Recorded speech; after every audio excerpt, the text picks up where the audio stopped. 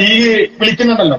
കോഴിക്കോട് കടപ്പുറത്ത് വഖഫിനെതിരെയുള്ള ജാഥയിൽ ലീഗ് വിളിക്കാൻ വഖഫ് നിയമം കൊണ്ടുവന്ന പൊന്നാര ലീഗ് ഞങ്ങളല്ല, നരേന്ദ്രമോദിയാണ്. ഇന്ത്യൻ പാർലമെന്റിൽ അതിനെതിരെ ശക്തിയുക്തം ഈ പറയുന്ന വർത്താനം പറഞ്ഞതിന്റെ പേര് ജോൺ ബ്രിട്ടാസിനാണ്. ജോൺ ബ്രിട്ടാസിന്റെ ബാക്കിൽ നിന്ന് ആരിഫ് ഈരാനൊക്കെ കൈയടിക്കാം. അമ്മാതിരി വിഷയമുള്ള വർത്താന നരേന്ദ്രമോദിന്റെ മുഖത്ത് നോക്കിയിട്ട് ഞങ്ങളെ ജോൺ ബ്രിട്ടാസ് പറഞ്ഞത് ആ നിയമം കൊണ്ടുവന്ന നരേന്ദ്രമോദിയാണ്. കോഴിക്കോട് കടപ്പുറത്തുനിന്ന് ലീഗ് വിളിക്കാൻ എന്താണ് പിന്നെ ചെത്തുകാരൻ കോരന്റെ മകൻ പിണറായി ഞങ്ങളെ നേരെ പോരിന് വന്നാൽ കയ്യും വെട്ടും കാലും വെട്ടും. വെട്ടക്കമ്മ പിന്നെ തീരുമാനിക്കാം, ഞങ്ങൾ വെറും കൈകാരല്ലോ പോട്ടെ. ഇവരെ കയ്യും വെട്ടും കാലും വെട്ടും. ആരോടാ പറഞ്ഞു? ചെത്തുകാരൻ കോരന്റെ മകൻ വിജയനോട്. അതേടോ ഞങ്ങളുടെ മുഖ്യമന്ത്രി ചെത്തുകാരന്റെ മകനാ. ഞങ്ങൾക്ക് അഭിമാനമാണ് ചെത്തുകാരന്റെ മകൻ. തൊഴിലാളിന്റെ മകനാ. തൊഴിലാളികളുടെ പ്രസ്ഥാനമാണ്, തൊഴിലാളികളുടെ പ്രസ്ഥാനമാണ് ചെത്ത് ഇല്ലേ? അപ്പോ ഈ നീര ചെത്തുന്നവര് അതിന്റെ ആദ്യത്തെ ബാച്ചിന്റെ ഉദ്ഘാടനം അത് ചെത്തുന്നവരെന്നുള്ള പേര് മാറ്റി എന്താക്കുന്നത് നീര ടെക്നീഷ്യൻസിന്റെ ആദ്യ ബാച്ചിന്റെ ഉദ്ഘാടനം ആരാണ് നിങ്ങൾക്ക് ഒന്ന് കേട്ടുനോക്കി. 40 പേരടങ്ങുന്ന ആദ്യത്തെ നീര ടെക്നീഷ്യന്മാർക്കുള്ള ടാപ്പിംഗ് കിറ്റ് പാണക്കാട് സാദിഖ് അലി ശിഹാബ് തങ്ങൾ കഴിഞ്ഞ ദിവസം വിതരണം ചെയ്തു. ചീക്കോട് പഞ്ചായത്തിലെ നീര ഫാക്ടറിയിൽ നിന്നുള്ള നീര ഹണി, നീര ഷുഗർ, നീര ചോക്ലേറ്റ്, നീര സ്ക്വാഷ് തുടങ്ങിയവ വൈകാതെ വിപണിയിലെത്തും. നീര ലിറ്ററിന് 150 രൂപയും നീര ഹണിക്ക് ലിറ്ററിന് 1000 രൂപയുമാണ്. കൂടി കഴിപ്പിക്കാനെനിക്ക് നേരമില്ല. മൂപ്പരിങ്ങനെ നീര സിപ്പ് ചെയ്തിട്ട് കൊടുക്കുന്നുണ്ട്. ഉദ്ഘാടനം ചെയ്ത് എങ്ങനെയാ പറയുന്നത്? ചെത്തിന കത്തിയില്ലേ മേടിന് എല്ലാം കണ്ടോ അത് കൊടുത്തിട്ട് ഉദ്ഘാടനം ചെയ്തു. ആരാ മതി ഇത് പറഞ്ഞു കേട്ടില്ലേ? മുസ്ലിം ലീഗിന്റെ മലപ്പുറം ജില്ലാ പ്രസിഡന്റ്, അന്നത്തെ മലപ്പുറം ജില്ലാ പ്രസിഡന്റ്, ഇന്നത്തെ സംസ്ഥാന പ്രസിഡന്റ് ബഹുമാന്യനായ പാണക്കാട് സാദിഖ് അലി തങ്ങൾ നീരന്റെ ഉദ്ഘാടനം. എന്നിട്ട് നമ്മളോട് പറയാണ് ചെത്തുകാരൻ കോരന്റെ മകൻ വിജയ അന്റെ കയ്യും വെട്ടും കാലും വെട്ടും. എന്തിനാണ് വഖഫിന് ഇല്ലേ? വഖഫിന് ജമാഅത്ത് ഇസ്ലാമിയുടെ വെൽഫെയർ പാർട്ടി കോഴിക്കോട് തിരുവനന്തപുരത്തിന് കരിപ്പൂർ എയർപോർട്ടിലേക്ക് ജാഥന്റെ മുന്നിൽ ആരാണ്? അസനുൽ ബന്ന. പിന്നെ ആരാണ്? സയ്യിദ് കുത്തുബ്. ആരാ അസനുൽ ബന്ന? ആരാ സയ്യിദ് കുത്തുബ്? ഞാൻ പറയുന്നത് കേട്ടോളി. IS എന്നതിന്റെ നിർവചനം എന്താണ്? ഇസ്ലാമിക് സ്റ്റേറ്റ് എന്നാണ്. എന്ന് വെച്ചാൽ ഇസ്ലാമിക ഭരണകൂടമാണ്. അത് തന്നെയല്ലേ മൗലാന മൗദൂദി സാഹിബ് പറഞ്ഞത് മതരാഷ്ട്രവാദം എന്നത്. ഇസ്ലാമിക രാഷ്ട്രം എന്ന് പറയുന്നത് ഈമാൻ പൂർത്തിയാവണമെങ്കിൽ, ഇസ്ലാം കാര്യങ്ങൾ പൂർത്തിയാവണമെങ്കിൽ, ഇവിടെ മരിച്ചുപോയാൽ സ്വർഗത്തിലെത്തണമെങ്കിൽ ഇസ്ലാമിക രാഷ്ട്രം ഉണ്ടായാലേ പറ്റൂ എന്ന് പറഞ്ഞത് ആരാണ്?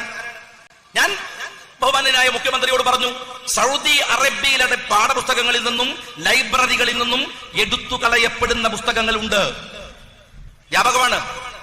മൗലാന മൗദൂദിയുടെ പുസ്തകങ്ങൾ സൗദിയിലെ എല്ലാ ലൈബ്രറികളിൽ നിന്നും എടുത്തു കളഞ്ഞു, എല്ലാ പാഠശാലകളിൽ നിന്നും എടുത്തു കളഞ്ഞു. കേരളത്തിൽ യഥേഷ്ടം വിൽക്കപ്പെടുകയാണ്. ന്യൂനപക്ഷത്തിന്റെ ദുർബലതയുടെ അകത്തിരുന്നു കൊണ്ട് പറയുന്ന മതസൗഹാർദ്ദം കാപട്യമാണ്. ന്യൂനപക്ഷത്തിന്റെ ദുർബലതയുടെ അകത്തിരുന്ന് പറയുന്ന മനുഷ്യ സൗഹാർദ്ദം കാപട്യമാണ്. ആ കാപട്യം ഉറയിൽ മറച്ചു വെച്ചിരിക്കുന്ന വാളു കാണാത്ത സൗഹൃദമാണ്. അവിടെയാണ് മൗദൂദിയെ നിങ്ങൾക്ക് നിരാകരിക്കാൻ കഴിയാതെ പോകുന്നത്. നിങ്ങൾക്ക് ഇന്ത്യയോട് ലയിച്ചു ചേരണമോ? ഇന്ത്യൻ സെക്യുലറിസത്തോട്, ഇന്ത്യൻ ഡെമോക്രസിയോട്, ഇന്ത്യയുടെ വ്യവസ്ഥിതിയോട് നിങ്ങൾക്ക് ലയിച്ചു ചേരണമോ?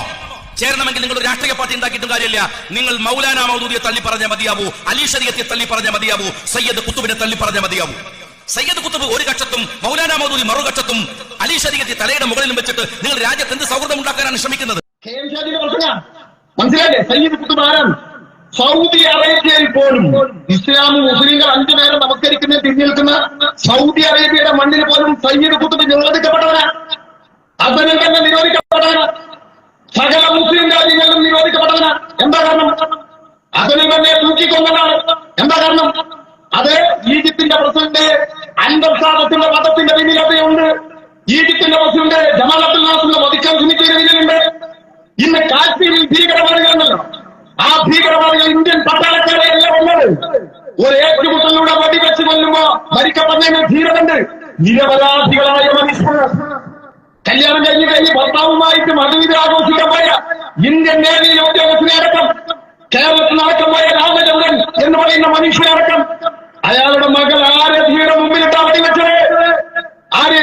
ഈ ജമാഅത്തെ ഇസ്ലാമിയുടെ ആശയം വരുന്നത്, ജമാഅത്ത് ഇസ്ലാമിയുടെ ആശയം വരുന്നവരാണ് കാശ്മീരിലെ ഭീകരവാദികൾ എന്ന് പറയുമ്പോ ജമാഅത്ത് ഇസ്ലാമിക്കാരൻ പറയും നാസിർ കൊളായി തമ്മാടിത്തം പറയാണ്. ഇല്ലേ? നാസിർ കൊളായി തമ്മാടിത്തം പറയല്ല. ഇത് 1900 ഇത് ജമാഅത്തെ ഇസ്ലാമിയുടെ പ്രബോധനത്തിന്റെ 50ാം വാർഷിക പതിപ്പ്. ഈ 50ാം വാർഷിക പതിപ്പിൽ കാശ്മീരി ജമാഅത്തെ ഇസ്ലാമിയെ കുറിച്ച് പറയുന്നുണ്ട്. തായ്വരയിൽ തീവ്രവാദി പ്രവർത്തനം ശക്തിപ്പെട്ടതിന് ശേഷം ജമാഅത്തെ ഇസ്ലാമിയുടെ സ്വാധീനം വർദ്ധിച്ചിട്ടുള്ളതായി പറയപ്പെടുന്നു. തായ്വരയിൽ ഏറ്റവും ശക്തമായ തീവ്രവാദി ഗ്രൂപ്പുകളൊന്നായ ഹിസ്ബുൽ മുജാഹിദീൻ ജമാഅത്തെ ഇസ്ലാമി അനുകൂല ഗ്രൂപ്പാണ്.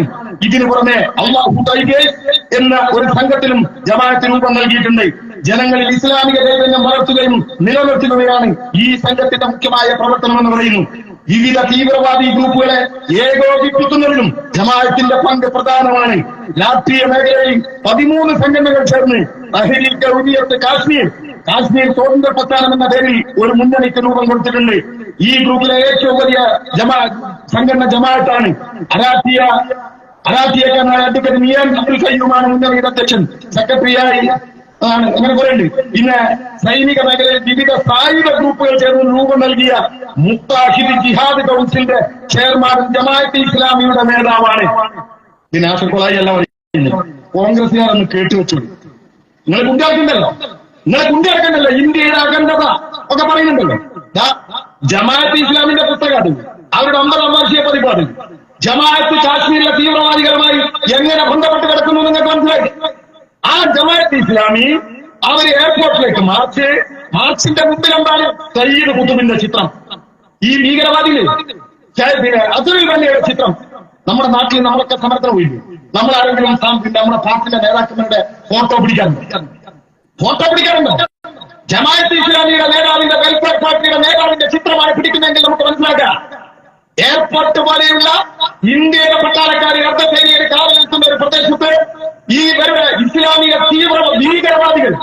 ഇസ്ലാമിക ഭീകരവാദികളുടെ ചിത്രമായിട്ട് കൊണ്ടുപോകുന്ന എന്ത് സന്ദേശം കൊടുക്കുക? ഇവിടെ വയനാട്ടിൽ രാഹുൽ ഗാന്ധി വന്ന മുസ്ലിം ലീഗിന്റെ കൊടിയെത്താൻ പാടില്ലെന്ന് കോൺഗ്രസ് പറയുന്നുണ്ട്. ആ പതാക കാണിച്ച് RSS പ്രസംഗിക്കും. എവിടെ? പാകിസ്ഥാന്റെ പതാകയുമായി രാഹുൽ ഗാന്ധി വയനാട്ടിൽ എന്ത് പ്രസംഗിക്കും. എന്നിട്ട് അതൊക്കെ മുസ്ലിം പോലെ പറയണ്ട, ലീഗ് ഞങ്ങളെ കൂടെയുള്ള പാർട്ടിയാണ്, അത് പറയാൻ കോൺഗ്രസിന് കഴിയൂല. എന്നിട്ട് പറയാൻ ഞങ്ങൾ അങ്ങനെ ഈ ലീഗിന്റെ കൊടി കാട്ടിയാൽ RSS ദുരുപയോഗപ്പെടുത്തും, അതുകൊണ്ട് നിങ്ങൾ ബലൂൺ പിടിച്ചിട്ടൊന്ന് ആശ്വാസം കൊണ്ടാണ്, അല്ലാതെ കൊടി പിടിക്കണ്ട, തൽക്കാലം ബലൂൺ പിടിക്കും. മനസ്സിലായില്ലേ? എന്നിട്ട് ജമാഅത്തെ ഇസ്ലാമിയെ കൊണ്ടുവെക്കാത്ത കോൺഗ്രസ് ജമാഅത്തെ ഇസ്ലാമിന്റെ വെൽഫെയർ പാർട്ടിക്കാരന്റെ എയർപോർട്ടിലേക്കുള്ള ജാവന്റെ മുന്നിൽ സയ്യിദ് കുത്തുപോയി ആശ്വരയിൽ മല്ല ഇവിടെ പറയും. ഈ അങ്ങാടി വൈക്കത്തി വെൽഫെയർ പാർട്ടി വരെ ആരായി സയ്യിദ് കുത്തുപോയി? ആരായി അസലിൽ വന്ന? നിങ്ങളെ ജമാഅത്തെ ഇസ്ലാമിന്റെ വെൽഫെയർ പാർട്ടി നേതാക്കളാണോ? ഈ നാട്ടിലെ ജനങ്ങളുടെ അന്തസ്വരമല്ല, ഞങ്ങളുടെ നേതാക്കളാണ്, ഞങ്ങളുടെ ആ മാർഗത്തിന്റെ പുറകിലാണ്. നാട്ടിലത്തെ മനസ്സിലാവും. നിങ്ങളുടെ ഭീകരവാദം, നിങ്ങളുടെ വർഗീയവാദം വളരെ കൃത്യമായി മനസ്സിലാക്കാൻ കഴിയും.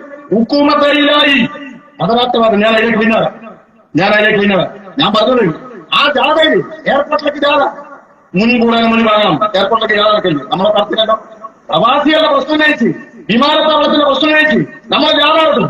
നിങ്ങൾ കോഴിക്കോടല്ല, ഞങ്ങള് പിന്നെ സർക്കാർ ഓഫീസുകളുണ്ടല്ലോ ഒരുപാട്, ആ ആദായനികുതി ഓഫീസിലേക്ക് 1000 അണിനിരത്തി വക്കത്തിന്റെ പേരടക്കം ഞങ്ങൾ ജാഥ നടത്തി.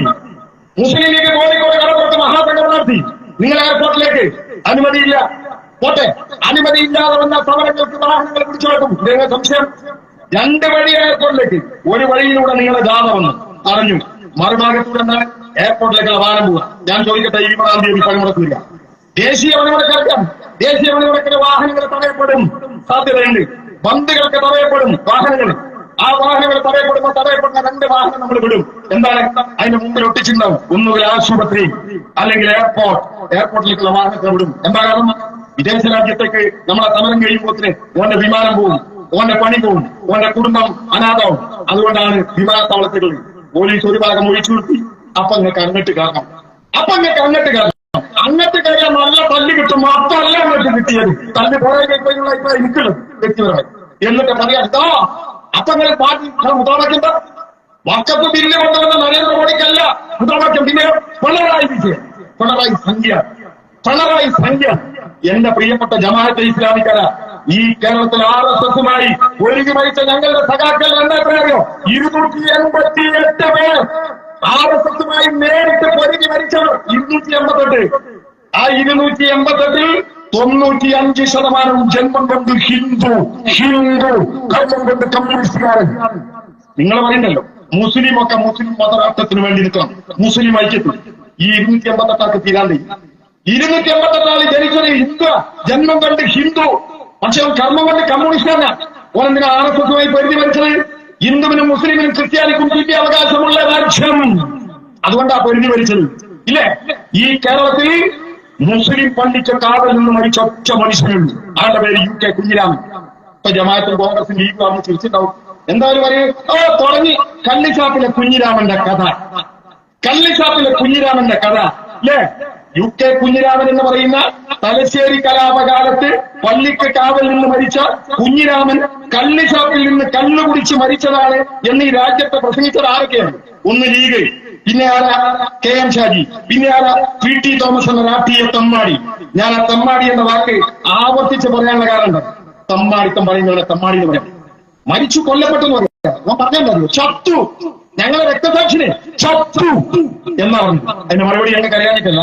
അതുകൊണ്ട് ഒരു വാക്കെങ്കിലും പ്രയോഗിക്കുന്നു. അതുകൊണ്ട് രാഷ്ട്രീയ തമ്മാടി അവന്റെ പ്രസംഗങ്ങൾ കേട്ടുകൊണ്ടെങ്കിൽ ആളിപ്പോ ജീവിച്ചിട്ടില്ല. കുഞ്ഞിരാമന്റെ മരണവും തലശ്ശേരി കലാപവുമായിട്ട് ഒരു ബന്ധമില്ല. ഒരു പള്ളിയും കുഞ്ഞിരാമൻ സംരക്ഷിക്കാൻ പോയില്ല. കുഞ്ഞിരാമൻ എന്തോ കള്ളു കുടിച്ചിട്ട് കാശ് കൊടുക്കാത്തതിന്റെ എന്തോ കാര്യത്തിന് കുഞ്ഞിരാമന്റെ കൂട്ടുകാരൻ തന്നെ ഒരു കുത്തുകൊടുത്ത് ചേർത്തതാ. അത് ഇതേ പാവപ്പെട്ട മുസ്ലിങ്ങളുടെ പേര് പറഞ്ഞുകൊണ്ട് ചിത്രീകരിച്ചിരിക്കുക. അന്നത്തെ മാതൃഭൂമി നോക്കി, മനോരമ നോക്കി, അന്നത്തെ ദേശാഭിമാനി നോക്കി. ഇതിന്റെ അകത്തൊന്നും പള്ളി സംരക്ഷിക്കാൻ കുഞ്ഞിരാമൻ രക്തസാക്ഷിയായതിന്റെ കഥയില്ല. അപ്പൊ ഈ കലാപം കഴിഞ്ഞ് പിന്നെ 3 മാസം കഴിഞ്ഞാ നിയമസഭ കൂടിയത് 70. അപ്പൊ ഞാൻ 77 അപ്പൊ ഞാൻ ഈ നിയമസഭാ സമ്മേളനം നോക്കി. കാരണം ഈ തലശ്ശേരി കലാപം നടക്കുന്നതിന് തൊട്ടടുത്തുള്ള കൂത്തുപറമ്പ് MLA ആണ് നമ്മുടെ ഇപ്പോഴത്തെ മുഖ്യമന്ത്രി പിണറായി വിജയൻ. അപ്പൊ സ്വാഭാവികമായും തലശ്ശേരി കലാപത്തെ പറ്റി കലാപം കഴിഞ്ഞ് ആദ്യമായി കൂടുന്ന സഭയിൽ പിണറായി വിജയൻ പ്രസംഗിക്കുന്ന ഉറപ്പാണല്ലോ. ഞാൻ നിയമസഭാ ലൈബ്രറിയിൽ നിന്ന് പിണറായി വിജയന്റെ പ്രസംഗം എടുത്തു. അതിന്റെ അകത്ത് നോക്കിയപ്പം ആ പ്രസംഗം മുഴുവൻ തലശ്ശേരി കലാപത്തെ പറ്റിയാ. പക്ഷെ ഖമാ എന്നൊരക്ഷരം കുഞ്ഞിരാമനെ പറ്റി പറഞ്ഞിട്ടില്ല. കേട്ടല്ലോ, PT തോമസിന്റെ പ്രസംഗം. ഈ PT തോമസിന്റെ പ്രസംഗമാണ് ജമാഅത്തെ ഇസ്ലാമിക്കാരനും വെൽഫെയർ പാർട്ടിക്കാരനും ലീഗും RSS ഒക്കെ ഇട്ട് നമുക്കെതിരെ പ്രയോഗിക്കുന്നു. അത് വന്നെന്താ? ഈ കലാപം കഴിഞ്ഞ് ഇയാൾ കള്ളിഷാപ്പിന്ന് കുത്തേക്ക് വെച്ചതാ. കുഞ്ഞിരാമൻ മരിച്ചതിന് ശേഷം ഞാൻ മനോരമ നോക്കി, മാതൃഭൂമി നോക്കി. അതിലൊന്നും അങ്ങനെ ഒരു വാർത്തയില്ല. 1971 ഡിസംബർ മാസം 2-ാം തീയതിയാണ് കുഞ്ഞിരാമന് കുത്തേൽക്കുന്നത്. 3-ാം തീയതിയാണ് കുഞ്ഞിരാമന് കുത്തേൽക്കുന്നത്. 4-ാം തീയതിയാണ് കുഞ്ഞിരാമൻ മരിക്കുന്നത്. 1972 ജനുവരി 5-ാം തീയതി പുറത്തിറങ്ങിയ മലയാള മനോരമ പത്രം. മലയാള മനോരമ പത്രം ഇതിന്റെ കോപ്പി നമ്മൾ കൊടുക്കും. കേസ് കൊടുക്കണം, പോയി കേസ് കൊടുക്കേ. നാസർ തലായിക്കെതിരെ മനോരമക്കാരനോട് കേസ് കൊടുക്കാൻ പറ. മനോരമയുടെ കള്ളരേഖയുമായിട്ട് വന്നിട്ട് നാസർ തലായി പ്രസംഗിക്കുന്നു പറഞ്ഞിട്ട് കേസ് കൊടുക്കേ. 1972 ജനുവരി 5-ന് പുറത്തിറങ്ങിയ മനോരമ പത്രം. മാർക്സിസ്റ്റ് പ്രവർത്തകൻ കൊല്ലപ്പെട്ടു. ഹെഡിങ്ങൾ കാണുന്നുണ്ടോ നോക്കണം, അവിടെ നോക്കിയാൽ എന്താ വാർത്ത? കണ്ണൂർ ജനുവരി 4.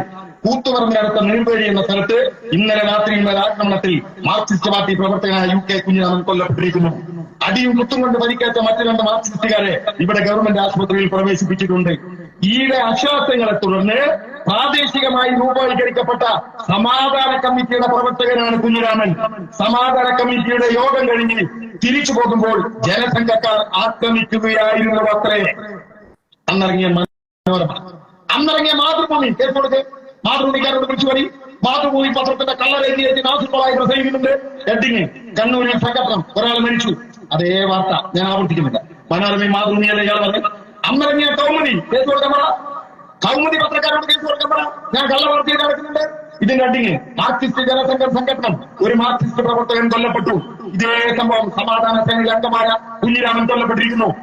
ഇല്ലേ? എന്നിട്ട് ഈ നാട്ടില് ലീഗും കോൺഗ്രസും അതുപോലെ തന്നെ RSSന് പ്രചരിപ്പിക്കണം. എന്താ കാരണം? RSSന് ഇന്ത്യയിൽ ഏറ്റവും കൂടുതൽ ശാഖയുള്ളത് ഗുജറാത്തിലല്ല, തലശ്ശേരി അവർക്കൊരു ജില്ലയാണ്, തലശ്ശേരിയ. ആ തലശ്ശേരിയിൽ ഒരു കലാപം ഉണ്ടാക്കി. ആ കലാപത്തിൽ കൊല്ലപ്പെടുന്ന ആരാ?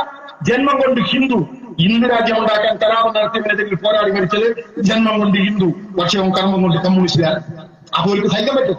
ഒരിറക്കി എന്നിട്ട് ഇയാൾ പറയാം ഇത് കഴിഞ്ഞ് നിയമസഭാ സമ്മേളനം. ആ നിയമസഭാ സമ്മേളനത്തിന്റെ രേഖ മുഴുവൻ നേരത്തെ പരിശോധിച്ചു. ആര്? PT Thomas. അത് MLA ആയിരുന്നു. അവിടെയൊന്നും പിണറായി വിജയൻ ഒരു അക്ഷരം പറഞ്ഞതായിട്ട് ഞാൻ കണ്ടില്ല. പച്ച പൊള്ളി പറയായി തമാടി മരിച്ചുപോയി. ഇല്ലേ? ഞാൻ പറയട്ടെ, കൊടുക്ക കോൺഗ്രസ് കേസ് നിയമസഭാ രേഖ, നിയമസഭാ രേഖ, ലെജിസ്ലേറ്റീവ് അസംബ്ലി രേഖ എന്താ പറയുന്നത്? MD രാഘവന്റെ ചോദ്യം. തലശ്ശേരി വർഗീയതയിൽപ്പെട്ട് UK കുഞ്ഞിരാമനെ മരിച്ചിട്ടുള്ളതായി ഗവൺമെന്റ് അംഗീകരിക്കുന്നുണ്ടോ? കരുണാകരന്റെ മറുപടി ഇല്ലെന്ന് പറഞ്ഞല്ലോ. പിണറായി വിജയൻ അടുത്ത ചോദ്യം. ഈ ചങ്ങാതി പറഞ്ഞ പിണറായി വിജയൻ എന്ന അക്ഷരം കുഞ്ഞിരാമനെ കുറിച്ച് പറഞ്ഞിട്ടില്ല. ഒരു കൂട്ടം കലാപകാരികളാണ് UK കുഞ്ഞിരാമനെ കൊലപ്പെടുത്തിയതെന്ന് ഗവൺമെന്റിന്റെ ശ്രദ്ധയിൽപ്പെട്ടിട്ടുണ്ടോ? കരുണാകരന്റെ മറുപടി കുഞ്ഞിരാമന്റെ മരണത്തെ സംബന്ധിച്ച് ഒരു കേസ് നിലവിൽ നിൽക്കുന്നുണ്ട്.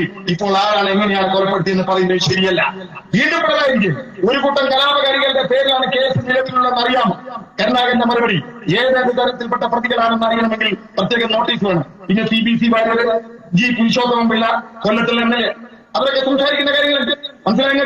അപ്പൊ പള്ളിക്ക് കാവൽ നിന്ന് മരിച്ച കുഞ്ഞിരാമനാണ് കമ്മ്യൂണിസ്റ്റാണ്. ആ കമ്മ്യൂണിസ്റ്റുകാരന് പള്ളിയില്ല. ആ കമ്മ്യൂണിസ്റ്റുകാരന്റെ പാർട്ടി പിണറായിന്റെ പാർട്ടി മുസ്ലിങ്ങൾക്കെതിരാണ്. ജമാഅത്തെ ഇസ്ലാമിയും വെൽഫെയർ പാർട്ടിയും നാട്ടിൽ കുറിയാൻ ക്ലാസ് നടത്തി പറയാം. ഇല്ലേ? ഞാൻ ചോദിക്കട്ടെ പ്രിയപ്പെട്ടവരെ, ലീഗ് പറയുന്നു. ലീഗ് പറയുന്നത് കമ്മ്യൂണിസ്റ്റുകാരെന്ന് പറഞ്ഞാൽ കാഫിറാണ്. ഈ ഇന്ത്യയിലെ ഏറ്റവും കൂടുതൽ വിളികെട്ടുള്ള ആരാണ്? കാഫിന് വിളികെട്ടുള്ളത് കമ്മ്യൂണിസ്റ്റുകാരെ. കോൺഗ്രസ്സുകാരെ കേട്ടുന്നുണ്ട്. ഒക്കെ വിളിച്ചതാണ് ലീഗ്. ഇല്ലേ? നമ്മുടെ വടകര തെരഞ്ഞെടുപ്പിലെ കാഫിർ വിളി അതിന്റെ വിശദീകരണത്തേക്ക് പകർക്കുന്നില്ല. മൗലാന അബുൽ കലാം ആസാദ് ആരായിരുന്നു? 5 നേരം നമസ്കരിച്ചിരുന്ന, ഹജ്ജ് ചെയ്തിരുന്ന, നോമ്പ് നോക്കിയിരുന്ന, സക്കാത്ത് കൊടുത്തിരുന്ന മൗലാന അബുൽ കലാം ആസാദ് എന്താണ് പിന്നെ ഇയാളെ പറഞ്ഞിട്ടുള്ളത്? പിന്നെ ജമാഅത്തെ ഇസ്ലാമിന്റെ സ്ഥാപകൻ മൗദൂദി. ആ മൗദൂദിന്റെ പറയാൻ ഞാൻ ഉപയോഗിക്കുന്ന ആരാണ്? നിങ്ങളെ പാർട്ടിയാണ് പ്രൊഫസർ മങ്കർ അബ്ദുൽ ലത്തീഫ് മൗലവി. ഞങ്ങളെ പാർട്ടിയല്ല, ലീഗല്ലേ. പ്രൊഫസർ മങ്കർ അബ്ദുൽ ലത്തീഫ് മൗലവി ഞാൻ അതിലേക്ക് വരാം. പക്ഷെ അതിനു മുമ്പേ മൗലാന അബുൽ കലാം ആസാദ് പാകിസ്ഥാൻ വാദവുമായി ജിന്നയടക്കം പോയി. ആ ജിന്നയടക്കം പാകിസ്ഥാനിലേക്ക് പോയാൽ മൗലാന അബുൽ കലാം ആസാദ് പറഞ്ഞത് ഞാൻ ജനിച്ച ഇന്ത്യയിലാണ്, ഞാൻ ഇന്ത്യയെ മരിക്കാൻ ആഗ്രഹിക്കുന്നു, ഈ നാട്ടിൽ ജീവിക്കണം ആഗ്രഹിക്കുന്നു. മൗലാന അബുൽ കലാം ആസാദ് വിശുദ്ധ പരിഭാഷപ്പെടുത്തിയ മനുഷ്യൻ അയാൾ ഇന്ത്യയിൽ ജീവിക്കാൻ ആഗ്രഹിക്കുന്നു പറഞ്ഞപ്പോ അയാളെ ആദ്യമായി കാഫിർ എന്ന് വിളിച്ചത് ലീഗ്. ജിന്നന്റെ ലീഗ്. ആരോ ജിന്ന പിന്നെ മദ്യം കഴിക്കുമായിരുന്ന, പന്നിമാംസം കഴിക്കുമായിരുന്ന, ഒരിക്കലും നമസ്കരിക്കാത്ത ജിന്നയുടെ പിന്നെ ആ ലേഖന ചരിത്രം എഴുതിയ ആയിഷ എന്ന പാകിസ്ഥാനി എഴുത്തുകാരി. ഞാൻ തന്നെ പുസ്തകം. ജിന്ന മദ്യപിക്കുമായിരുന്നു, ജിന്ന പന്നിമാംസം കഴിക്കുമായിരുന്നു, ജിന്ന നമസ്കരിക്കില്ലായിരുന്നു. ആ ജിന്നയാണ് പാകിസ്ഥാൻ എന്ന മതരാജ്യം ബാക്കിപ്പോയത്. അന്ന് ഇന്ത്യയിൽ നിന്ന് ഇന്ത്യയുടെ വിദ്യാഭ്യാസ മന്ത്രി, ഓൾ ഇന്ത്യ കോൺഗ്രസ് കമ്മിറ്റിയുടെ പ്രസിഡന്റ് മൗലാന അബുൽ കലാം ആസാദ്. ആ മൗലാന അബുൽ കലാം ആസാദ് എഴുതിയ ഖിലാഫത്തുൻ ജസീറത്തുൽ അറബ് എന്ന പുസ്തകം ഒറ്റ രാത്രി കൊണ്ട് വായിച്ച് IAS തത്തുല്യമായ ICS പരീക്ഷ ഉപേക്ഷിച്ച് ഇന്ത്യൻ സ്വാതന്ത്ര്യ സമരത്തിലേക്ക് ഇറങ്ങി KPCCയുടെ പ്രസിഡന്റായി 1945 പിന്നെ നവംബർ 24 എന്റെ നാട്ടിൽ വെച്ച് പ്രസംഗിച്ച് തിരിച്ചു പോകുമ്പോൾ മരിച്ചു വീണ മുഹമ്മദ് അബ്ദുറഹ്മാൻ സാഹിബ് ആ മലബാർ സിംഹത്തിനെ കാഫിർ എന്ന് വിളിച്ച് ചെരുപ്പുമാല കഴുത്തിലിട്ട് മുഖത്ത് കാത്തിച്ചു തുപ്പി ആര്? ലീഗ്. ഞാൻ വിളിച്ചത് കാഫിർ. നീ കാഫിറാണല്ലേ? ഞങ്ങളെ കാഫിർ എന്ന് വിളിക്കാം. ഞങ്ങൾക്ക് കൃത്യമായി പറയുന്നുണ്ട്. ആരാണ് കാഫിർ? ഞാൻ ചോദിക്കട്ടെ പ്രിയപ്പെട്ടവരെ, ഞാനിപ്പോ പള്ളിയിൽ നമസ്കരിച്ച വന്ന മകൻ നമസ്കാരം, ഈ പള്ളിയിൽ തുഷാർ നമസ്കാരം നടന്നുകൊണ്ടിരിക്കുന്നതാണ്. പള്ളിയിൽ നമസ്കരിക്കുന്ന മനുഷ്യരുടെ പ്രാർത്ഥിക്കുക ശൈത്താന്റെ ഉപദ്രവത്തിൽ നിന്ന് ഞങ്ങളെ രക്ഷിക്കണേ. അടുത്ത കാര്യം എന്താണ്? ബിസ്മില്ലാഹിർ റഹ്മാനിർ റഹീം. പരമഭക്തനായ ഒരു മുസ്ലിം എത്ര പ്രാവശ്യം വിസ്മില്ലും ബിസ്മില്ലാഹിർ റഹ്മാനിർ റഹീം. പരമകാരുണ്യവാനും ജയാനിധിയുമായ തമ്പുരാനെ. തമ്പുരാൻ പരമകാരുണ്യകനാണ്, ജയാനിധിയാണ്. ചെറിയ തെറ്റുകൾ കൊടുക്കും. അറിയാലോ, ഖിയാമത്ത് നാൾ ഇവിടെ മുസ്ലിം ഭൂരിപക്ഷമുണ്ട്. ഖിയാമത്ത് നാൾ എന്താണ് പറയുന്നില്ല. ഇവിടെ മുസ്ലിംകൾ എല്ലാത്തിനും മനസ്സിലാക്കിക്കോ. ഞങ്ങളുടെ മതവിശ്വാസ പ്രകാരം അവസാന നാൾ പൂർണ്ണ കാലത്തിൽ ഊടപ്പെടുമ്പോ ഭൂമിയും ആകാശമല്ല ആമ്പരമറിയും. എന്നിട്ട് മായ്സാകുന്ന വിശാലമായ ഒരിടമുണ്ട്. അത് പിന്നെ കടമനിട്ടയുടെ വാക്കുകൾ കടമെടുത്ത് പറഞ്ഞാൽ ഒരു കാക്കത്താലിന്റെ തടല് പോലും ഇല്ലാത്ത സൂര്യൻ ഉച്ചയിൽ ഇങ്ങനെ ജ്വലിച്ചു നിൽക്കുന്ന തീരത്തിൽ മനുഷ്യർ നീന്തി തുളിക്കുന്ന ആ മത്സരത്തിൽ പടച്ചതമ്പുരാൻ വിചാരയും. ചെറിയ തെറ്റ് ചെയ്തവനുണ്ടാവും, വിശപ്പ് കൊണ്ട് ഭക്ഷണം കട്ട് കഴിച്ചവനുണ്ടാവും. ഓനോട് പടച്ചോൻ ചോദിക്കും, എന്തിനാണോ ഈ കട്ടിന്? വിശപ്പ് സഹിക്കാഞ്ഞിട്ടാണ് പടച്ചോനെ. ബിസ്മില്ലാഹിർ റഹ്മാനിർ റഹീം. പരമകാരുണ്യവാനും ദയാനിധിയുമായ തമ്പുരാനും ദൈവം സാരല്ല പോട്ടെ മാപ്പാക്കിയിരിക്കുന്നു എന്ന് പറയുന്നു. പക്ഷേ വിശുദ്ധ ഖുർആൻ പറയുന്നു, 7 വൻപാപങ്ങൾ ഒരിക്കലും പൊറുക്കാത്ത പാപം, ഒരിക്കലും പൊറുക്കൂല ആ പാപം. ആ സബുൽ മൂപ്പിക്കാത്തിൽ 7ാമത്തെ പാപമാണ്. 3ാമത്തതാണ് പലിശ. മാതാവിനെ വ്യഭിചരിക്കുന്നതിന് തുല്യമാണ് പലിശ. നാട്ടുപോളായി നിർവചനമല്ല. ഞാൻ ചോദിക്കട്ടെ പ്രിയപ്പെട്ട ലീഗ്, ഞങ്ങൾ ഉണ്ടാക്കിയത് കേരള ഉണ്ടാക്കിയിട്ടുണ്ട്. കേരള നിങ്ങൾ തടസ്സപ്പെടുത്തി. കെ ഫോൺ ഇപ്പൊ നടന്നുകൊണ്ടിരിക്കുന്നു. കെ ബാങ്ക് നടപ്പിലാക്കിയത്. ആ കെ ബാങ്ക് നടപ്പിലാക്കിയപ്പോ കേരളത്തിലെ 13 ജില്ലകളിലും കെ ബാങ്ക് 1ാം റൗണ്ടിൽ തന്നെ നടപ്പിലായി. 14ാമത്തെ ജില്ലയായ മലപ്പുറം ജില്ലയിൽ നടപ്പിലായില്ല. എന്താ കാരണം? ഇവിടെ UDF ഭൂരിപക്ഷം. മലപ്പുറം ജില്ലയിൽ UDF ഭൂരിപക്ഷം, മഹാഭൂരിപക്ഷം ബാങ്ക് ഭരിക്കുന്നത് UDF ആണ്. 46 ബാങ്ക് ഭരിക്കുന്നു. ഇവിടെ ബാങ്ക് ഉണ്ടാക്കാൻ ആരാ ഭരിക്കുന്നത്? ലീഗ്. ഇവിടുത്തെ ബാങ്കടക്കം ഭരിക്കുന്നത് ലീഗാണ്. ഇല്ലേ? എന്റെ നാട്ടില് കൊടിയത്തൂർ സർവീസ് സഹകരണ ബാങ്ക് ഞങ്ങളെ ഭരിക്കുന്നത്. മുക്കം സർവീസ് സഹകരണ ബാങ്ക് കോൺഗ്രസും ലീഗും ഭരിച്ചിരുന്നത്. അവിടെ കുഴപ്പങ്ങളുണ്ടായപ്പോ പദ്മനേഷൻ ചെറുമാനാണ്. 6 കൊല്ലം മുമ്പ് ലീഗും കോൺഗ്രസും ഭരിക്കുമ്പോൾ ലീഗിന്റെ ഒരു രാജ്യാരി പ്രസിഡന്റ്. ഒരു കൊല്ലം കഴിഞ്ഞപ്പോ വേറെ രാജ്യത്ത് ചെറിയൊരു മോഹം. അയാൾ വന്നിട്ട് പറഞ്ഞു, നിങ്ങൾക്കൊക്കെ ഇഷ്ടമാണെങ്കിൽ ഞാനൊന്ന് പ്രസിഡന്റ് ആവാം. മൂപ്പര് ഇഷ്ടമല്ല. മനസ്സിലാക്കി? നിങ്ങൾക്കൊക്കെ ഇഷ്ടമുണ്ടെങ്കിൽ ഞാനൊന്ന് പ്രസിഡന്റ് ആവാം. പക്ഷെ മൂപ്പര് ഇഷ്ടം നിലവിലുള്ള പ്രസിഡന്റിന് ഇഷ്ടമായില്ല. അയാൾ പറഞ്ഞു, ഞാൻ വയ്ക്കില്ല. പഞ്ചായത്ത് കമ്മിറ്റി കൂടി തർക്കം പരിഹരിച്ചില്ല. മണ്ഡലം ലീഗ് കമ്മിറ്റി കൂടി തർക്കം പരിഹരിച്ചില്ല. ജില്ലാ കമ്മിറ്റി കൂടി തർക്കം പരിഹരിച്ചില്ല. നേരെ അങ്ങോട്ട് വിട്ടു. എന്നിട്ട് നിങ്ങൾ മനസ്സിലായി, തക്കതായ സമയത്ത് യുക്തമായ തീരുമാനം. രണ്ടാജ്യമാരി അകത്തേക്ക് കയറ്റി കുശു ചർച്ചയാണ്. 5-10 മിനിറ്റ് കഴിഞ്ഞ് ചർച്ച കഴിഞ്ഞപ്പോ ഒരാചാരെ കൈ പിടിച്ചിട്ട് തങ്ങളെ പുറത്തേക്ക് വന്നിട്ട് പ്രഖ്യാപിച്ചു, ഇയാളാണ് ബാങ്കിന്റെ പ്രസിഡന്റ്. അല്ലാഹു അക്ബർ, അല്ലാഹു അക്ബർ, അല്ലാഹു അക്ബർ, വലില്ലാഹിൽ ഹംദ്. പെരുന്നാളിലെ മാസം കണ്ടല്ല ബാങ്കിന്റെ പ്രസിഡന്റിനെ കണ്ട. 9% പലിശക്ക് വാങ്ങി 12% പലിശക്കല്ലേ ഇവിടെ ബാങ്കിൽ കൊടുക്കും അല്ലേ? ആ ബാങ്കിന്റെ ഡയറക്ടർ, ഞാൻ വ്യക്തിപരമായി പറഞ്ഞു പറയണ്ട, ബാങ്ക് ആ ബാങ്കിന്റെ ഡയറക്ടർ മുസ്ലിമാണ്. ഖുർആൻ പ്രകാരമാവില്ല. എന്താ കാരണം? സബുൽ മൂബിക 7 വൻപാപങ്ങളിൽ 3ാമത്തതാണ് പലിശ. ഒരിക്കലും കൊടുക്കാത്ത പാപമാണ് പലിശ. വിശുദ്ധ ഖുർആൻ പാപമാണെന്ന് പറഞ്ഞിട്ടും 9% പലിശക്ക് വാങ്ങി 12% പലിശക്ക് കൊടുക്കുമ്പോ നിങ്ങൾ മാപ്പ, ഞങ്ങൾ കമ്മ്യൂണിസ്റ്റുകാർ മാപ്പളല്ല. എന്നാൽ അമ്മാപ്പളയിൽ ഞങ്ങൾ കൂട്ടണ്ട. അമ്മാപ്പളയിലേക്ക് ഞങ്ങളില്ല. മനസ്സിലാണെങ്കിൽ വിശക്കുന്നവരെ വായിൽ വെച്ച് ഭക്ഷണം കൊടുക്കണം. വിശക്കുന്നവരെ വായിൽ വെച്ച് ഭക്ഷണം കൊടുക്കണം.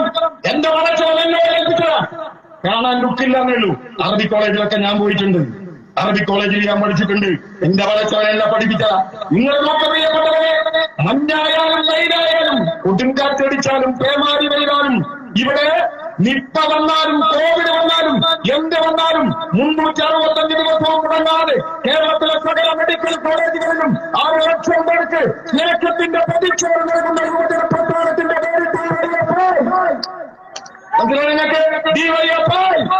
ഞങ്ങൾ വിശക്കുന്നവന്റെ മുമ്പിൽ ഭക്ഷണമായി വരും. ഞങ്ങള് ഒരുപാട് മതങ്ങളിലെ ദൈവങ്ങൾ പഠിപ്പിച്ചത്, എന്റെ മതത്തെ തമ്പുരാൻ എന്നെ പഠിപ്പിച്ചത് അതാണ്.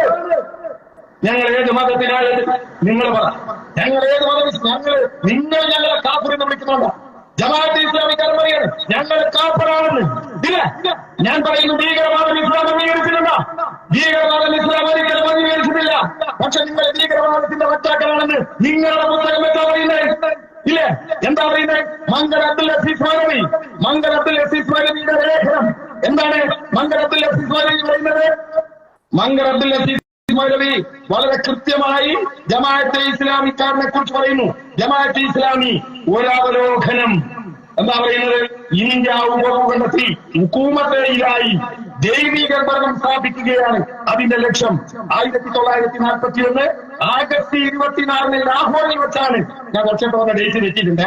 1941 ആഗസ്റ്റ് 26 ലാഹോറിൽ വെച്ചാണ് അബുൽ മൗദൂദി ജമാഅത്തെ ഇസ്ലാമി എന്ന സംഘടനയ്ക്ക് രൂപം നൽകിയത്. ഇന്ത്യ ഭൂഖണ്ഡത്തിൽ ഹുക്കൂമത്തായി മതഭരണം സ്ഥാപിക്കുക എന്നുള്ളതാണ് അവരുടെ ലക്ഷ്യം.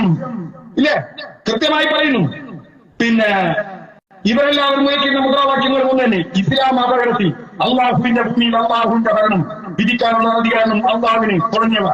പിന്നെ പറയുന്നു ഈ മുദ്രാവാക്യങ്ങൾ ഉരുവിട്ടുകൊണ്ടായിരുന്നു ഇസ്ലാമിക ചരിത്രത്തിലെ ആദ്യ തീവ്രവാദികൾ ഖലീഫ ഉസ്മാനെയും ഖലീഫ അലിയെയും കൊലപ്പെടുത്തിയത്. ഞാനല്ലത് പറയുന്നത്. മംഗൽ അബ്ദുൽ അസീസ് മൗലവി ഇവിടെ അടുത്തുള്ള മരിച്ചുപോയി.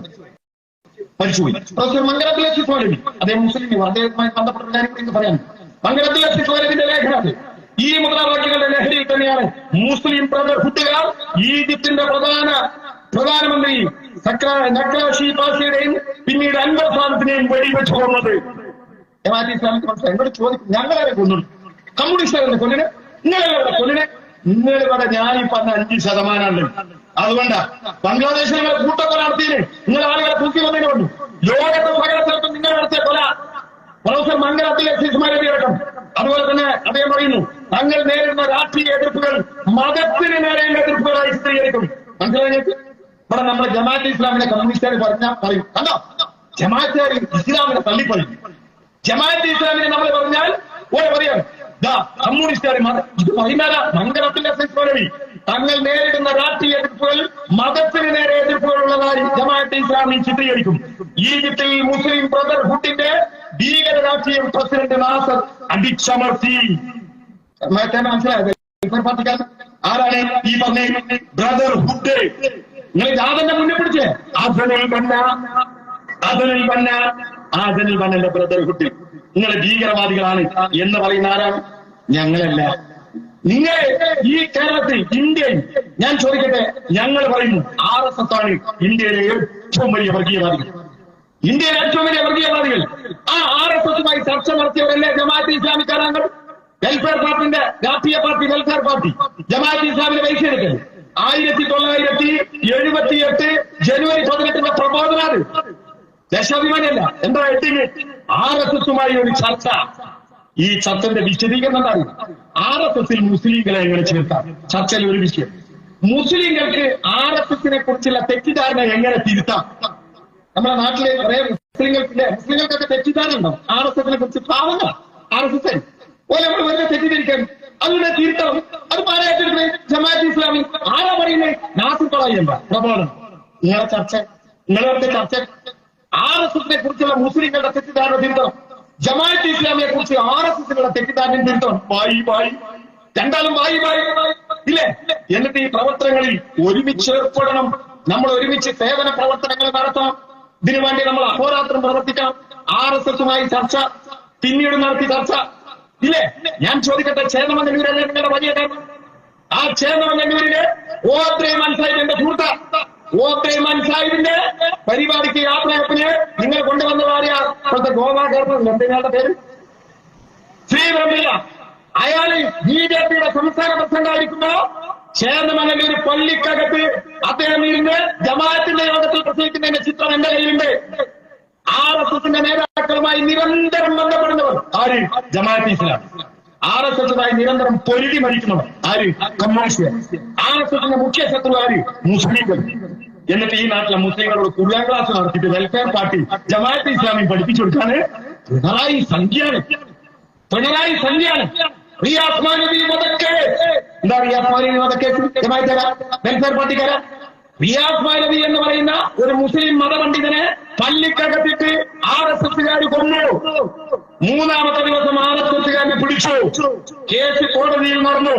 ആ കേസിലെ പ്രതികളെ കോടതി വെറുതെ വിട്ടു. പിണറായി അല്ല, കോടതി വെറുതെ വിട്ടു. അതവിടെ നിൽക്കട്ടെ. ഞങ്ങളുടെ ഭരണകാലത്ത് നാദാപുരത്ത് ശിബിൻ എന്ന് പറയുന്ന ഞങ്ങളുടെ ഒരു ചെറുപ്പക്കാരനെ മുസ്ലിം ലീഗിന്റെ തമ്മാടിക്കൂട്ടം വെട്ടിക്കൊന്നു. ഞങ്ങളുടെ ഭരണകാലത്ത് പിണറായി കാലം വഹിക്കുമ്പോൾ കേസ് നടന്നു. കോടതി എല്ലാ പ്രതികളെയും വെറുതെ വിട്ടു. വെറുതെ വിട്ട പ്രതികളിൽ ഒരാളറിഞ്ഞു വന്നപ്പോ ഞങ്ങൾ തിരിച്ചു വെട്ടി. വെറുതെ വിട്ട് വന്നപ്പോ തിരിച്ചു വെട്ടി.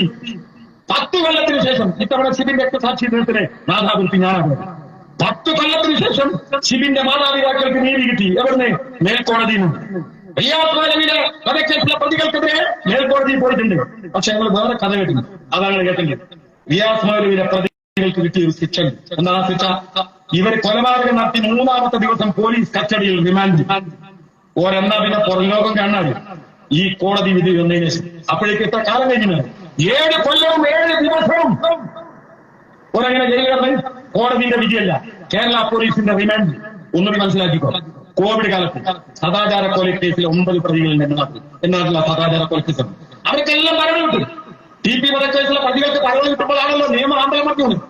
എല്ലാ തടവുകാർക്കും പരവ് കിട്ടും. കോടതി ശിക്ഷിച്ച് ജയിലിൽ വരും. എന്നാൽ കോവിഡ് കാലത്ത് എന്റെ നാട്ടിലെ 9 പേരും ഒരുമിച്ച് പുറത്ത്. ഒരുവിധം ജയിലിൽ എല്ലാവർക്കും പരവ് കൊടുത്തു. അന്നും പരവ് കൊടുത്തില്ല. റിയാസ് മൗലവി വധക്കേസിലെ പ്രതികൾക്ക് ആര്? കേരള പോലീസ്. അവര് റിമാൻഡ് തടവുകാരായി 7 കൊല്ലവും 7 ദിവസവും.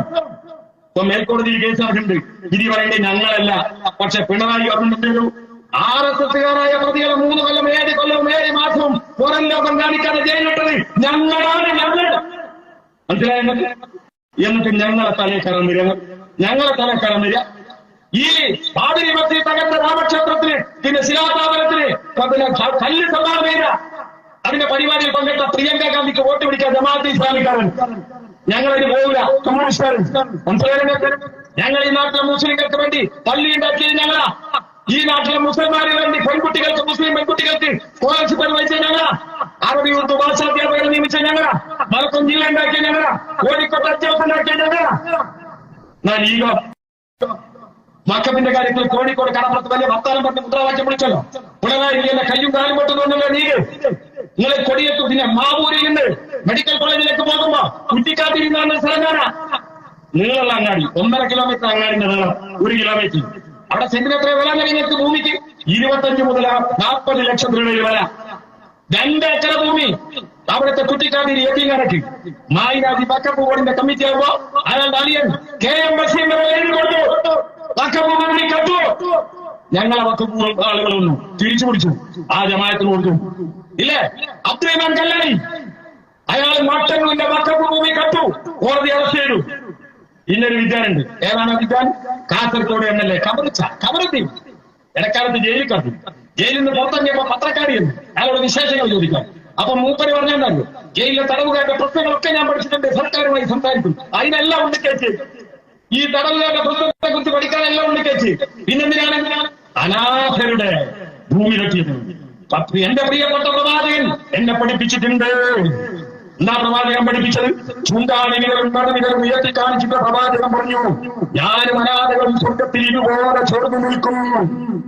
ജനിക്കുന്നതിന് മുമ്പ് പാപ്പ മരിച്ച, ജനിച്ചു കഴിഞ്ഞ് ഏറെ വൈകുന്നതിന് മുമ്പ് ഉമ്മ നഷ്ടപ്പെട്ട, അനാഥത്വത്തിന്റെ എല്ലാ വേദനയും തിരിച്ചറിഞ്ഞ പ്രിയപ്പെട്ട പ്രവാചകൻ. ആ പ്രവാചകൻ പറയാണ്, ഞാനും അനാഥകളും സ്വർഗത്തിൽ ഇതുപോലെ ചേർന്ന് നിൽക്കും.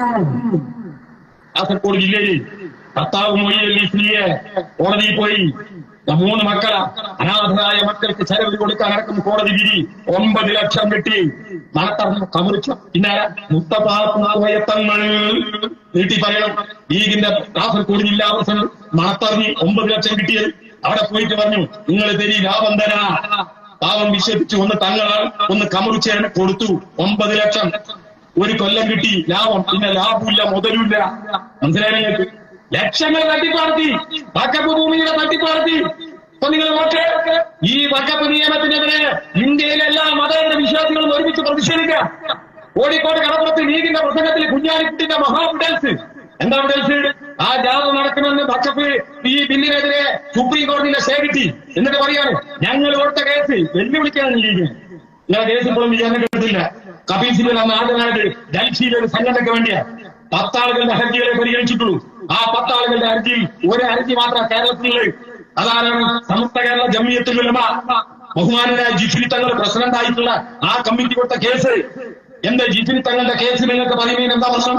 സമസ്തങ്ങളെ കൂടെ നിൽക്കുന്നതല്ലേ? സാധിക്കൽ തങ്ങൾ സമസ്തയില്ലേ? സമസ്തന്റെ കേസ് പരിഗണിച്ചു എന്ന് പറയാൻ എന്താ നിങ്ങൾക്ക് മടി? എന്നിട്ട് കള്ളത്തരം പറഞ്ഞു. ലീഗിന്റെ കേസാ പരിഗണിച്ചു. എന്തിനായി കള്ളത്തരം പറയുന്നത്? അതേ ദിവസം നമ്മൾ കണ്ടെന്താ?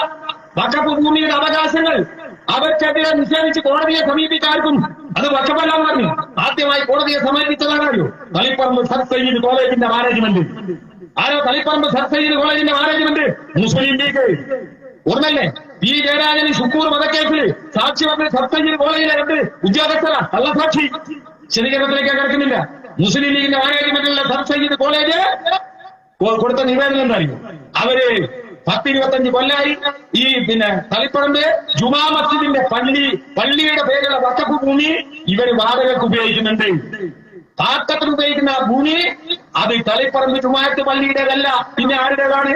അവിടത്തുള്ള ഒരു ഇല്ലത്തിൻ്റെതാണ്. നേരത്തെ ഞാൻ പറഞ്ഞതാണ്, ഓർത്തുവെക്കണം. ബ്രഹ്മസം ദേവസ്വം. നമ്മുടെ ഭൂമിയൊക്കെ ബ്രഹ്മസം ദേവസ്വം. എന്താ കാരണം? പഴയ കാലത്ത് രാജാക്കന്മാർക്ക് സ്വർഗത്ത് പോകണം. സ്വർഗത്ത് പോകാൻ എന്താ മാർഗം? ദൈവപുത്രനാണ് ബ്രാഹ്മണൻ.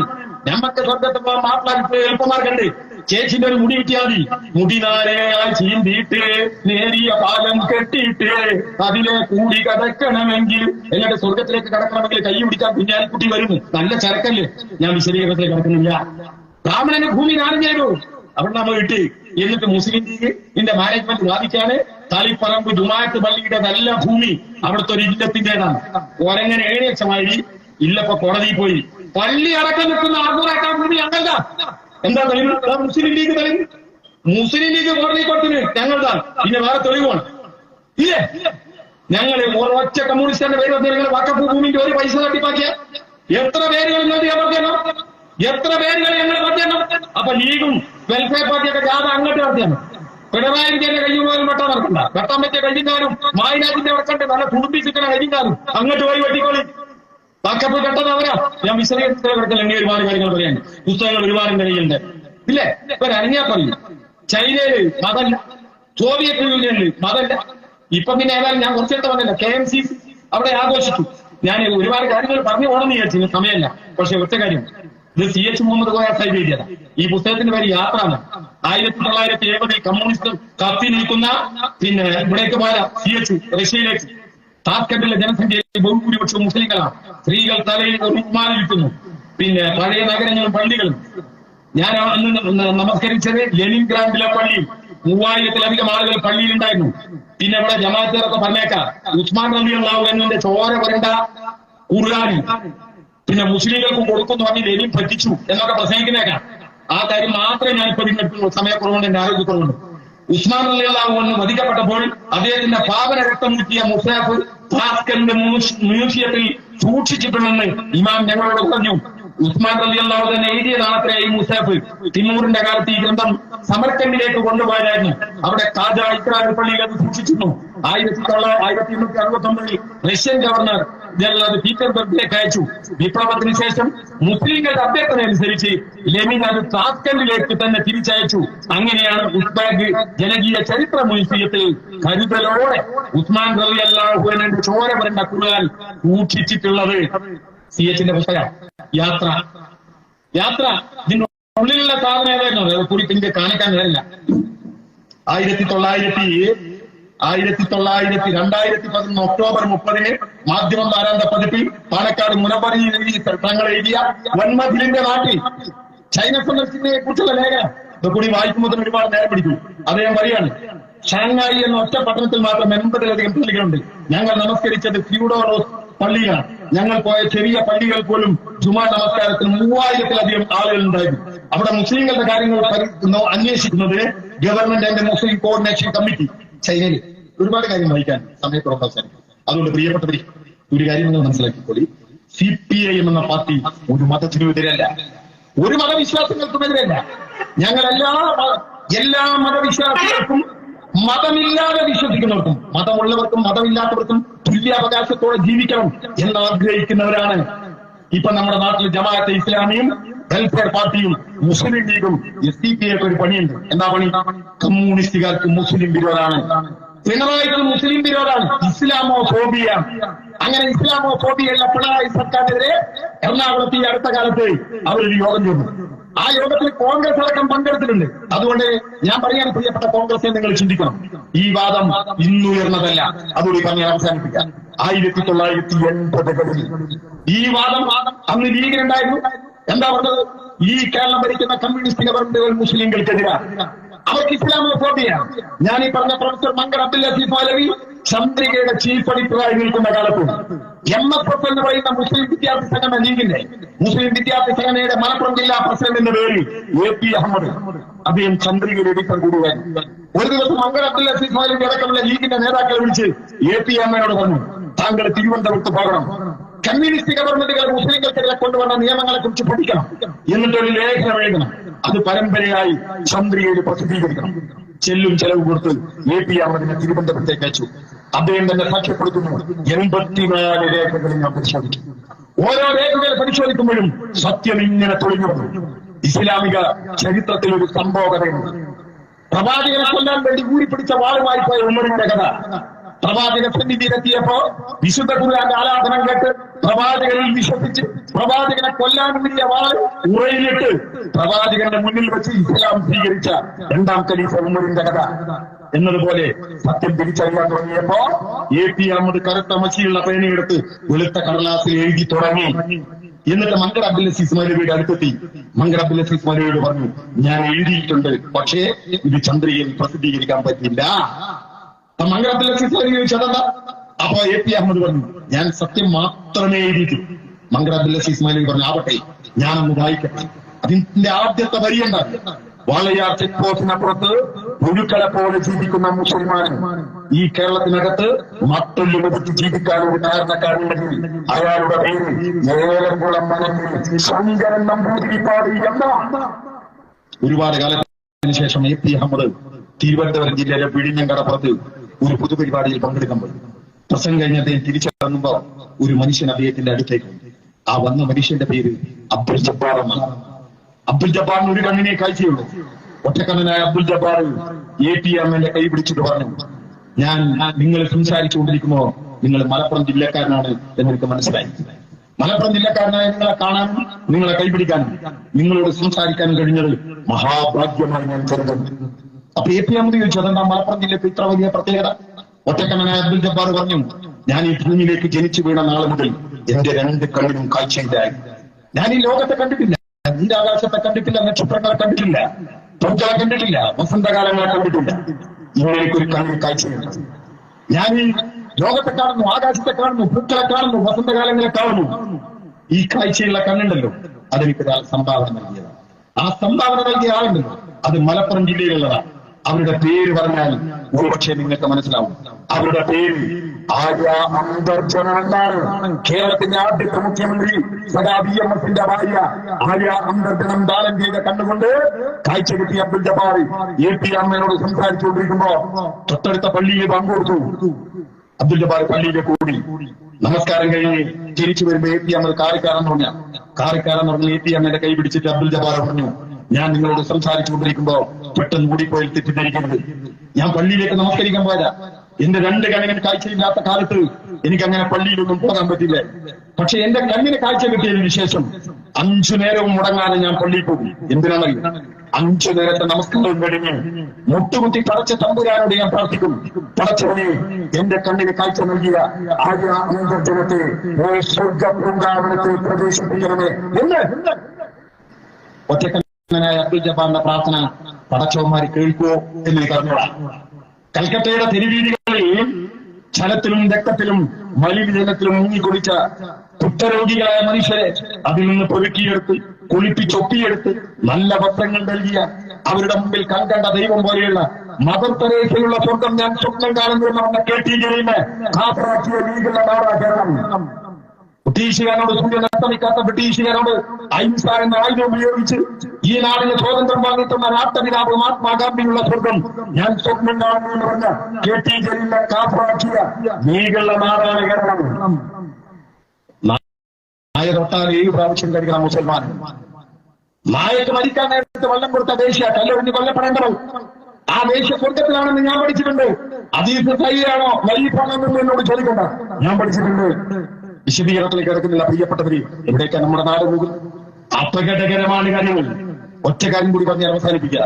ഈ അടുത്ത കാലത്ത് ഒരു പണ്ഡിതന്റെ പ്രസംഗം കേൾക്കാനിടയായി. ഏത് മതത്തിന്റെ പണ്ഡിതനെന്നൊന്നും നിങ്ങൾ എന്നോട് ചോദിക്കണ്ട. ആ പണ്ഡിതൻ പറഞ്ഞോ, നിങ്ങളുടെ ഭാര്യയ്ക്ക് ഒരു അസുഖം വന്നാൽ നിങ്ങളെ ഡോക്ടറെ കാണിക്കുമ്പോ നമ്മുടെ മതത്തിൽപ്പെട്ട പെണ്ണുങ്ങളായ ഡോക്ടർമാരുണ്ട് നോക്കണം. നമ്മുടെ മതത്തിൽപ്പെട്ട പെണ്ണുങ്ങളായ ഡോക്ടർമാരില്ലെങ്കിൽ നമ്മുടെ മതത്തിൽപ്പെട്ട ആണുങ്ങളായ ഡോക്ടർമാരുണ്ടോ നോക്കണം. നമ്മുടെ മതത്തിൽപ്പെട്ട ആണുങ്ങളായ ഡോക്ടർമാരില്ലെങ്കിൽ നിങ്ങൾ ഇതര മതത്തിൽപ്പെട്ട ഡോക്ടർമാരെ കാണിക്കാവൂ. എങ്ങനെയുണ്ട് നമ്മുടെ നാട്? ഉഷാറായി. ഭാര്യയ്ക്ക് അസുഖം മൂത്രം മരിക്കും. മരണമല്ല പ്രശ്നം. എന്താ പ്രശ്നം? പരിശോധിക്കുന്ന ഡോക്ടറുടെ മതമാണ് പ്രശ്നം. മതമാണ് പ്രശ്നം. എനിക്ക് ആ പണ്ഡിതനോട് ഒറ്റ കാര്യം പറയാനുള്ളത്, താങ്കൾക്കൊരു കുട്ടിയുണ്ടെങ്കിൽ ആ കുട്ടി ആണാവട്ടെ പെണ്ണാവട്ടെ നന്നായി പഠിക്കുന്ന കുട്ടിയാണെങ്കിൽ, അങ്ങനെ പഠിച്ചു ആ കുട്ടിക്ക് MBBS പ്രവേശനം കിട്ടിയെങ്കിൽ, അങ്ങനെ കിട്ടിയത് തൃശൂർ മെഡിക്കൽ കോളേജിലാണെങ്കിൽ, ലോകത്തെ എല്ലാ മെഡിക്കൽ കോളേജും പോലെ തൃശൂർ മെഡിക്കൽ കോളേജിലും മനുഷ്യ ശരീരത്തെ കുറിച്ച് പഠിപ്പിക്കുന്ന ഒരു ക്ലാസ് മുറിയുണ്ട്. ആ ക്ലാസ് മുറിയുടെ പേര് അനാട്ടമി ക്ലാസ് എന്നാണ്. തൃശൂർ മെഡിക്കൽ കോളേജിലെ അനാട്ടമി ക്ലാസ്സിൽ മെഡിക്കൽ സയൻസ് പഠിക്കുന്ന കുട്ടികളുടെ നടുവിൽ ഒരു ബെഞ്ചിൽ ഒരു മൃതശരീരം അങ്ങനെ കിടക്കുന്നുണ്ട്. വളർന്നു കിടക്കുന്ന ആ മൃതശരീരത്തിന്റെ നെഞ്ചു കയറിയിട്ടുണ്ട്, വയറ് വളർന്നിട്ടുണ്ട്. ആരുടേതാണെന്നറിയോ മൃതശരീരം? പ്രിയപ്പെട്ട സഖാക്കൾ, വനിതാ സഖാവിനറിയോ ആരുടേതാണ്? നിങ്ങൾ അറിയണം. ജനാധിപത്യ മഹിളാ അസോസിയേഷന്റെ സംസ്ഥാന പ്രസിഡന്റായിരുന്നു ജോസഫ്. 1ാം പിണറായി സർക്കാരിന്റെ കാലത്ത് അവർ വനിതാ കമ്മീഷന്റെ അധ്യക്ഷ കൂടിയായിരുന്നു.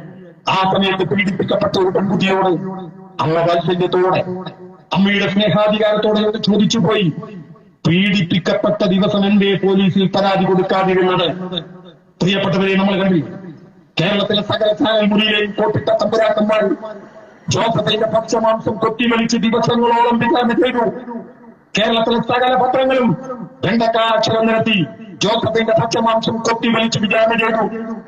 കേരളത്തിലെ ടെലിവിഷനിൽ രാഷ്ട്രീയ എതിരാളികൾ ജോസഫൈനെ കൊത്തിവലിച്ച് വിചാരണ ചെയ്തു. അവസാനം പാർട്ടിക്ക് പോലും പറയേണ്ടി വന്നു ജോസഫൈനോട് വനിതാ അധ്യക്ഷ സ്ഥാനം രാജിവെക്കണമെന്ന്. രാജിവെച്ച ദിവസം സഖാവ് പറഞ്ഞൊരു കാര്യമുണ്ട്. നിങ്ങളിൽ എത്ര പേര് കേട്ടു എന്ന് കാരണമാണ്. സഖാവ് പറഞ്ഞു, ഞാനൊരു കമ്മ്യൂണിസ്റ്റുകാരിയാണ്. ഇൻകുലാബിന്റെ വിളികൾ കേട്ടുകൊണ്ട് വേണം എനിക്ക് മരിക്കാൻ. ചെങ്കൊടി ആകാശത്തേക്ക് പാറിപ്പറക്കുന്നത് കണ്ടുകൊണ്ട് വേണം എനിക്ക് മരിക്കാൻ. സഖാക്കളെ, നിങ്ങൾ കണ്ടോ? 23ാം പാർട്ടി കോൺഗ്രസ് കണ്ണൂരിൽ നടക്കുമ്പോ 1000 കണ്ടതാളങ്ങളിൽ നിന്ന് ഇൻകുലാബിന്റെ വിളി വരുമ്പോ നൂറുകണക്കിന് ചെങ്കൊടികൾ ആകാശത്തേക്ക് പാറിപ്പറക്കുമ്പോ അത് കണ്ടുകൊണ്ട് കേട്ടുകൊണ്ട് 23ാം പാർട്ടി കോൺഗ്രസിനകത്ത് വെച്ച് കണ്ണൂരിൽ ഹൃദയം പൊട്ടി ജോസഫൈൻ മരിച്ചു. കാണോ നിങ്ങൾക്ക് ജോസഫൈനെ? തൃശൂർ മെഡിക്കൽ കോളേജിന്റെ അനാട്ടമി ക്ലാസ്സിൽ സഖാവികൾ വളർന്ന് കിടക്കുന്നുണ്ട്.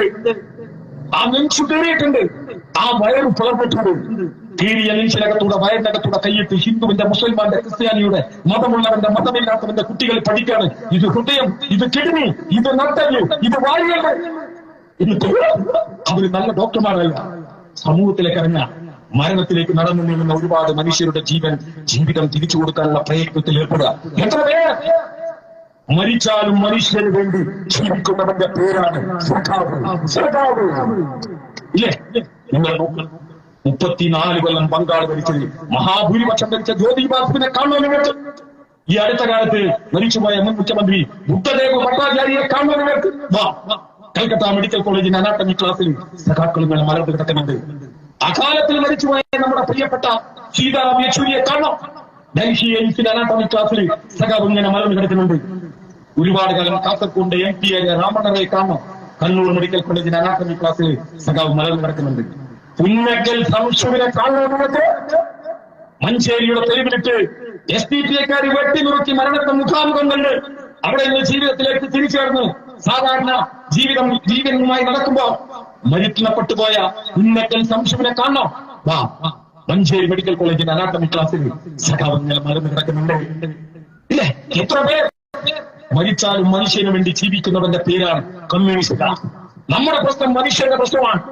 നമ്മൾ മതത്തിന്റെ പേരിൽ വർഗീയത പ്രചരിപ്പിക്കുന്നവർക്കെതിരാണ്. നമ്മൾ വർഗീയതയുടെ കൂടെയല്ല, വർഗ സമരത്തിന്റെ കൂടെയാണ്. കമ്മ്യൂണിസ്റ്റുകാരുടെ വർഗം എന്ന് പറഞ്ഞാൽ അത് തൊഴിലാളി വർഗമാണ്. തൊഴിലാളി വർഗത്തിന്റെ പോരാട്ടത്തിൽ പ്രിയപ്പെട്ട സഖാക്കളെ, നിങ്ങൾ എല്ലാവരും ഉണ്ടാകാമെന്ന് പ്രിയപ്പെട്ട അഭ്യർത്ഥിച്ചുകൊണ്ട് അഭിവാദ്യങ്ങൾ കൊണ്ടുകൊണ്ട് ഞാൻ അവസാനിപ്പിക്കുന്ന